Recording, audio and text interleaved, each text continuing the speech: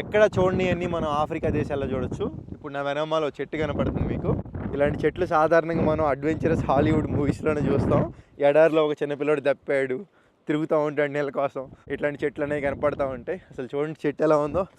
ఆహా, ముళ్ళ చెట్లు, జాగ్రత్త నడవాలి. ఇలాంటి వాటి దగ్గరికి వచ్చేటప్పుడు షూస్ ఉండాలి మనకి. చెట్టు భలే డిఫరెంట్గా ఉంది మొత్తం. అసలు ఇలాంటి చెట్లు బోల్డ్ కనపడతాయి మనకి.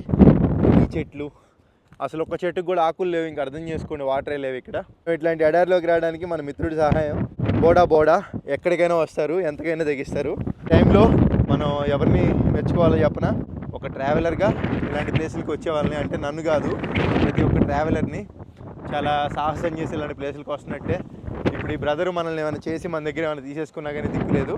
వీళ్ళ కష్టం ఒకటే తెలుసు, ఇంకేం తెలియదని నేను అనుకుంటున్నాను. మంచి వాళ్ళు. Okay, let's go brother. ఎప్పటికీ మన ప్రయత్నాన్ని మాత్రం వదులుకోకూడదు, ఆగిపోక ముందుకు సాగిపోదాం.